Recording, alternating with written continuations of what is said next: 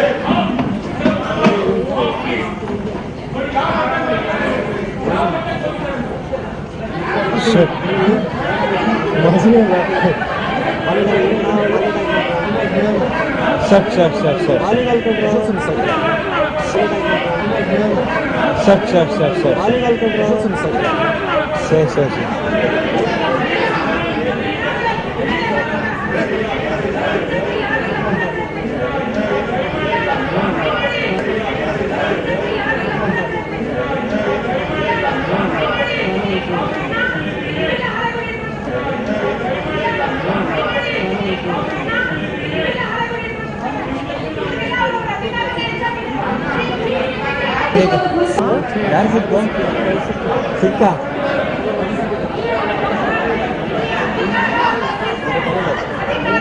और कोड़ी ले ला ले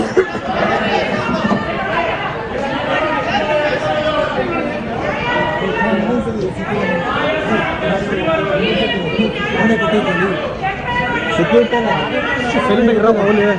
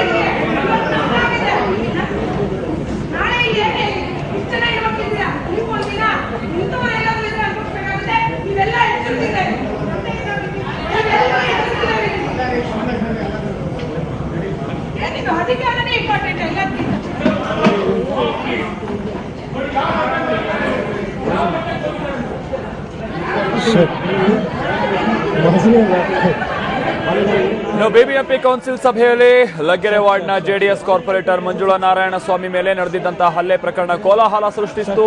ಕಪ್ಪು ಪಟ್ಟಿಯನ್ನ ಧರಿಸಿಕೊಂಡು ಕಾರ್ಪೊರೇಟರ್ ಮಂಜುಳಾ ಸಭೆಗೆ ಆಗಮಿಸಿದ್ದರು. ಸಭೆ ಆರಂಭ ಆಗ್ತಾ ಇದ್ದಂತೆ ಮಂಜುಳಾ ಅವರು ತಮ್ಮ ಮೇಲಿನ ಹಲ್ಲೆ ಪ್ರಕರಣವನ್ನ ಪ್ರಸ್ತಾಪಿಸಿದ್ರು. ಆಗ ಮೇಯರ್ ಪದ್ಮಾವತಿ ಅವರು ಈ ಪ್ರಕರಣದ ಬಗ್ಗೆ ಶೂನ್ಯ ವೇಳೆಯಲ್ಲಿ ಚರ್ಚಿಸೋಣ ಅಂತ ಹೇಳಿದ್ರು. ಇದರಿಂದ ಮೇಯರ್ ಹಾಗೆ ಜೆಡಿಎಸ್ MLC ಸರವಣ ಅವರ ಮಧ್ಯೆ ದೊಡ್ಡ ವಾಗ್ವಾದ ನಡೀತು. ಈ ವೇಳೆ ಜೆಡಿಎಸ್ ಶಾಸಕ ಕೆ ಗೋಪಾಲಯ್ಯ ಸಹ ಮಧ್ಯ ಪ್ರವೇಶಿಸಿದ್ರು. ಹೀಗಾಗಿ ಕಾರ್ಪೊರೇಟರ್ಸ್ ಹಾಗೆ ಮೇಯರ್ ನಡುವೆ ದೊಡ್ಡ ಮಾತಿನ ಚಕಮಕಿ ನಡೆಯಿತು. ಅಧಿಕಾರ ಇದೆ ಅಂತ ಎಷ್ಟು ಕೇಸ್ ಬೇಕಾದ್ರೂ ಹಾಕಬಹುದಾ? ಮಹಿಳೆ ಮೇಲೆ ದೌರ್ಜನ್ಯವೆಸಗಿದು ನಿಮ್ಮ ಸಂಸ್ಕೃತಿನ ಅಂತ ಕಾರ್ಪೊರೇಟರ್ಗಳು ಮೇಯರ್ ಅವರನ್ನ ಪ್ರಶ್ನಿಸಿದ್ರು. ಅಲ್ಲದೆ ಸದನದ ಬಾವಿಗಿಳಿದು ಜೆಡಿಎಸ್ ಹಾಗೆ ಬಿಜೆಪಿಯ ಮಹಿಳಾ ಕಾರ್ಪೊರೇಟರ್ಗಳು ಶಾಸಕ ಮುನಿರತ್ನ ವಿರುದ್ಧ ಕ್ರಮ ತೆಗೆದುಕೊಳ್ಳಬೇಕು ಅಂತ ಆಗ್ರಹಿಸಿದ್ರು. ಬಳಿಕ ಪ್ರತಿಭಟನೆ ವಾಪಸ್ ಪಡೆಯುವಂತೆ ಮೇಯರ್ ಮನವಿಯನ್ನ ಮಾಡಿದ್ರು. ಮೇಯರ್ ಮನವಿಯ ನಡುವೆಯೂ ಸದಸ್ಯರ ಪ್ರತಿಭಟನೆ ಮುಂದುವರಿತು. ಇದರಿಂದ ಮೇಯರ್ ಸಭೆಯ ಮಧ್ಯದಲ್ಲೇ ಹೊರ ನಡೆದು ಹೋದ್ರು.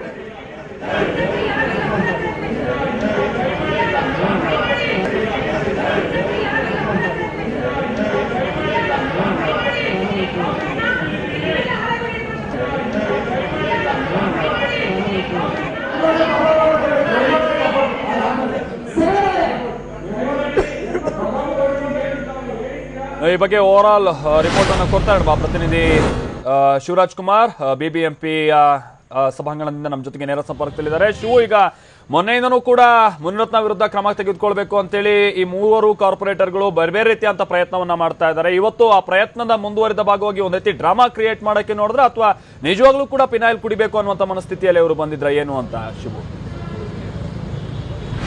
ಖಂಡಿತ ಮಾಲ್ತೇಶ್, ಕಳೆದ 19ನೇ ತಾರೀಕು ಮುನಿರತ್ನ ಬೆಂಬಲಿಗರು ಏನು ಬಿಜೆಪಿ ಹಾಗೂ ಕಾಂಗ್ರೆಸ್ ಹಾಗೂ ಜೆಡಿಎಸ್ ಶಾಸಕಿಯಾಗಿ ಜೆಡಿಎಸ್ ಸದಸ್ಯ ಆಗಿರುವಂತಹ ಮಂಜುಳಾ ನಾರಾಯಣಸ್ವಾಮಿ ಮೇಲೆ ಒಂದು ಹಲ್ಲೆ ನಡೆಸಿದ್ದಾರೆ ಅನ್ನೋ ಒಂದು ಪ್ರಸ್ತಾಪ ಇವತ್ತು ಕೌನ್ಸಿಲ್ ಸಭೆಯಲ್ಲಿ ಭಾರಿ ಹೈಡ್ರಾಮವೇ ನಡೀತು ಅಂತ ಹೇಳ್ಬಿಟ್ಟು ಭಾರಿ ಕೋಲಾಹಲವನ್ನೇ ಸೃಷ್ಟಿತು.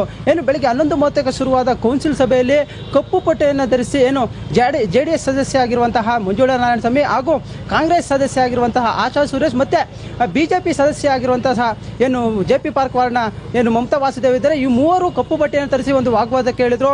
ನಮ್ಮ ಮೇಲೆ ಮುನಿರತ್ನ ಬೆಂಬಲಿಗರು ಪದೇ ಪದೇ ಅನ್ಯಾಯ ಮಾಡ್ತಾ ಇದ್ದಾರೆ, ಹಲ್ಲೆ ಮಾಡ್ತಾ ಇದ್ದಾರೆ. ನಡು ರಸ್ತೆಯಲ್ಲಿ ಒಂದು ಜನಪ್ರತಿನಿಧಿಗೆ ಒಂದು ಸೀರೆಯನ್ನು ಹೇಳುವ ಮೂಲಕ ಅವಮಾನ ಮಾಡಿದರೆ ಅಂಥವ್ರ ವಿರುದ್ಧ ಯಾವುದೇ ರೀತಿಯ ಒಂದು ಕ್ರಮ ಕೈಗೊಳ್ತಾ ಇಲ್ಲ, ಬಿಬಿಎಂಪಿಯಲ್ಲಿ ನ್ಯಾಯ ಇಲ್ಲ ಅನ್ನೋ ಮಾತುಗಳನ್ನು ಹೇಳ್ತಾ ವಾಗ್ವಾದಕ್ಕೆ ಹೇಳಿದ್ರು. ಇವರಿಗೆ ಏನು ಮೇಯರ್ ಜೊತೆ ಒಂದು ವಾಗ್ವಾದ ನಡೆಯಬೇಕಾದ್ರೆ ಏನು ಜೆಡಿಎಸ್ನ MLC ಆಗಿರುವಂತಹ ಸರವಣ ಅವರು ಕೂಡ ಒಂದು ಸಾಥ್ ನೀಡಿದ್ರು. ಜೊತೆಗೆ ಜೆಡಿಎಸ್ ಶಾಸಕ ಗೋಪಾಲಯ್ಯ ಅವರು ಕೂಡ ಇದರ ಬಗ್ಗೆ ಒಂದು ಸೂಕ್ತ ಒಂದು ಕ್ರಮ ಕೈಗೊಳ್ಳಬೇಕು, ಮುನಿರತ್ನ ಅವರಿಗೆ ಒಂದು ಸೂಕ್ತ ಒಂದು ಪನಿಷ್ಮೆಂಟ್ ಕೊಡಬೇಕು ಅನ್ನೋದನ್ನು ಆಗ್ರಹಿಸಿದ್ರು. ಆದರೆ ಮೇಯರ್ ಮತ್ತು ಏನು ಜೆಡಿಎಸ್ ಶಾಸಕರಾಗಿರುವಂತಹ ಗೋಪಾಲಯ್ಯ ಹಾಗೂ ಸರವಣ ಮತ್ತೆ ಕಾರ್ಪೊರೇಟ್ಗಳ ಒಂದು ವಾಗ್ವಾದ ತಾರಕಕ್ಕೆ ಇರುತ್ತೆ. ಈ ನಿಟ್ಟಿನಲ್ಲಿ ಕೆಲವೊತ್ತು ಕಾಲ ಮೇಯರ್ ಅವರು ಇದನ್ನು ಸಮರ್ಥಿಸಿಕೊಳ್ಳೋದಕ್ಕಾಗದೆ ಸಭೆಯಿಂದ ಎದ್ದು ಹೊರಹೋಗ್ತಾರೆ. ಮತ್ತೆ 10 ನಿಮಿಷಗಳ ಬಳಿಕ ಮತ್ತೆ ಒಂದು ಕೌನ್ಸಿಲ್ ಸಭೆಯನ್ನ ಶುರುವಾಗುತ್ತೆ. ಆದರೆ ಈ ಒಂದು ಸಭೆ ಶುರುವಾಗ್ತಿದ್ದಂತೆ ಕಾರ್ಪೊರೇಟ್ಗಳಾದ ಮಂಜುಳಾ ನಾರಾಯಣಸ್ವಾಮಿ, ಮಮತಾ ವಾಸುದೇವ್ ಹಾಗೂ ಆಶಾ ಸುರೇಶ್ ಈ ಮೂವರು ಕೂಡ ತಮ್ಮ ಒಂದು ಪೆನಾಯಿಲ್ ಬಾಟಲಿಗಳನ್ನು ಹಿಡಿದುಕೊಂಡು ಆತ್ಮಹತ್ಯೆಗೆ ಮುಂದಾಗ್ತಾರೆ. ಸದನದ ಬಾವಿಗಿಳಿದು ಅಲ್ಲೇ ಒಂದು ಆತ್ಮಹತ್ಯೆಗೆ ಪ್ರಯತ್ನ ಮಾಡ್ತಾರೆ. ಅಲ್ಲಿ ಇರುವಂತಹ ಬೇರೆ ಬೇರೆ ಕಾರ್ಪೊರೇಟ್ಗಳು ಅದನ್ನು ತಡೆದು ನಿಲ್ಲಿಸ್ತಾರೆ.